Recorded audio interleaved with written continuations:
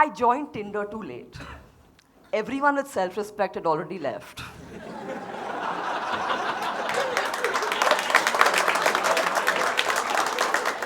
Y'all are still there, aren't you? But one thing you can depend on Tinder for is giving you a faster pickup than Uber. I love the tagline, adulting can wait, adultery can't. And you know, there's this other site called OkCupid. Anyone on OkCupid? No, they don't admit to it. It's a site which even the developers don't have faith in. It's not great Cupid, it's not good Cupid. It's OkCupid. It's like Tinder had a clearance sale and they all came into OkCupid. But I don't think dating works, frankly, because men and women think from different places. No, seriously, like who do you think is more optimistic, men or women? Men? Okay, wait. Give me a cheer people who think women are more optimistic. Okay, that was fucking optimistic of me. Okay, give me a cheer people who think men are more optimistic. Statistically, y'all are right. Men are more optimistic. And that is the only reason flavored condoms exist.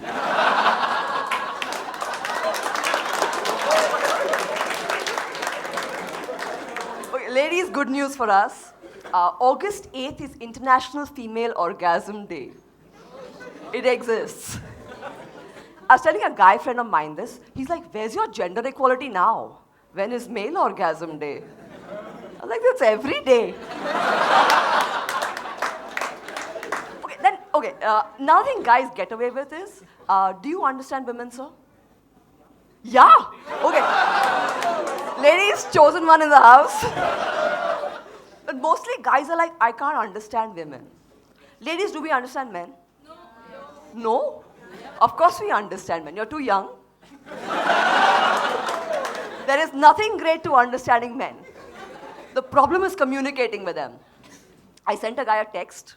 I said, shall we have dinner tonight or shall we go for a movie tomorrow? He said, yeah.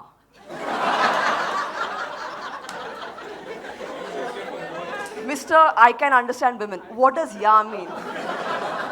With your great experience, enlighten me. What does it mean? He didn't understand the question. We're not talking about you. I did not send you the text.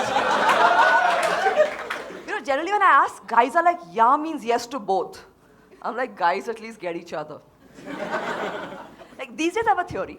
If I see a couple in a restaurant looking at their own mobile phones, they're on a date. If they're looking at each other's mobile phones, they're married. Who's in a relationship here? Nobody? Okay, highly single house. Yes? In a relationship, I think the biggest sign of trust is leaving your unlocked cell phone on the table and going to the bathroom. Which of you do that? Neither. Why do you need your cell phone in the toilet? To take a selfie? For the news. Like, what is a toilet selfie called? A pot shot. Okay, then there's another myth going around that women need a lot of time to dress up. And let's all agree that isn't true. No? Okay, it's true. See, guys don't need time because guys don't have so much to choose from. They just have to decide which of their check shirts they're wearing tonight. Indian men love check shirts, man. I get scared inviting them to an Irani restaurant because they camouflage as a tablecloth.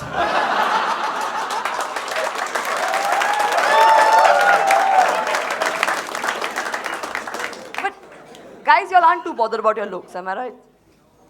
No, I mean, if y'all aren't, isn't showing. I'm just... You know, a girl, a friend of mine, she was at the gym the other day, and she called me up, and she said, there is this guy looking at me. He has been looking at me for a full 5 minutes and flexing his biceps and shit. What do? I said, move. There is a mirror behind you. Who's on Airtel? I want to make a positive statement. Who's on Airtel here? Okay. Awesome customer service, am I right? They call me 4 times a day just to see that I'm happy. I'm on Vodafone. I can't reach Vodafone customer care. Guess why? They're too busy calling Airtel. You know who else messages me 4 times a day? Axis Bank. But this is legit because I actually have an account in Axis Bank. But they start at 6 in the morning. So the customer relationship manager called me, and she's like, ma'am, I am committed to providing you secure banking. I said, yeah, but why are you messaging me 4 times a day? She said, because we're an insecure bank. See, my attitude to banking is not very great. I think Bappy Lahiri has the best attitude to banking. He doesn't need a bank, he is the bank. Like when Bappy Lahiri makes a public appearance, he's automatically declaring his assets. My best friend's an American, and he's totally into archaeology and stuff. So he was really interested in the Indus Valley civilization. And he came to India. And he told me, Kajol, I can't believe I'm standing in the ruins of Harappa. I said, no, this is Bandra. These paper blocks were put in last Tuesday. Then he's like, can you take me to eat traditional Bombay street food? So I took him to Sardar Pav Bhaji. He was damn impressed. He said, you get food so cheap here? But how do I have so much bhaji with only 2 pav?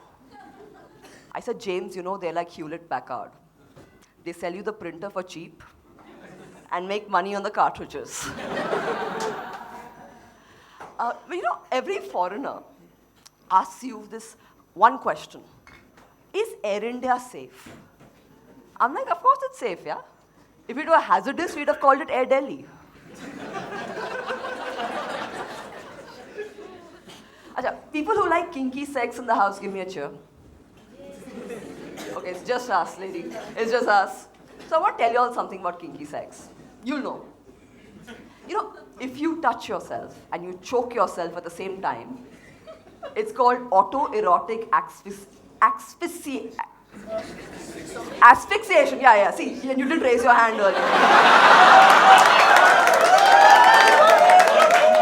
Autoerotic asphyxiation.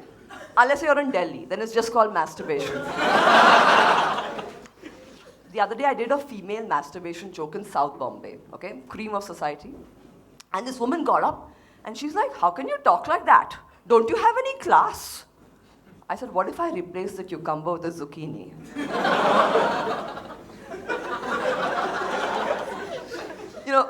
Sex jokes don't work in India. Vibrators don't even sell here because rickshaws are so much cheaper.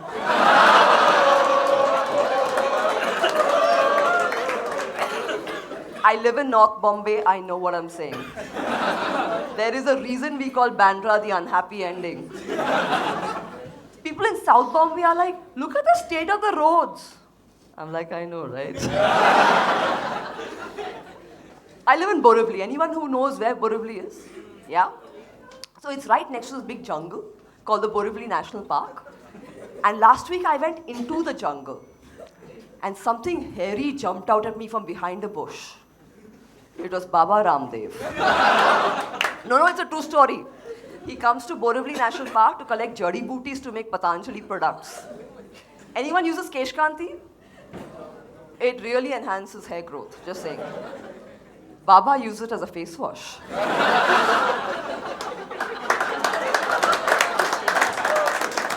Haven't you noticed he looks like inverted Batman?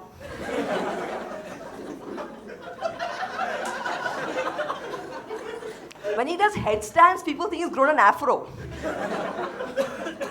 So next year, Baba is coming out with Patanjali jeans, okay? Herbal jeans in all sizes. Small asan, big asan, double XL asan. They will also cure homosexuality. So he tested it out. He went to the Pride Parade and he said, wear this. They said, up your asan. But I love God-men. Yogi Adityanath, last year, he asked some Dalit women to freshen up before they met him. He sent them soap. And they were like, how can a yogi ask us to do this? I said, thank your lucky stars, he only sent you soap. Asaram Babu would have personally given you a bath. But Yogi's done some good stuff. He's introduced English into UP primary schools, which is amazing and suspicious. Because, his party promotes Hindi. So everyone's wondering, why? I'll tell you why. It's because Arnav Goswami really wants to know who killed Sunanda Pushkar. And he needs someone to explain to him what the fuck Shashi Tharoor is saying.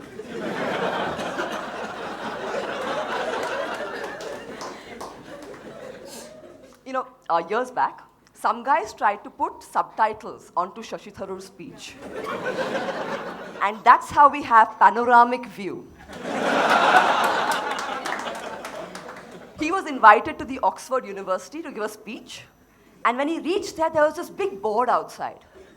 It said, the Oxford University welcomes the Oxford Dictionary. Thank you guys, that's my time.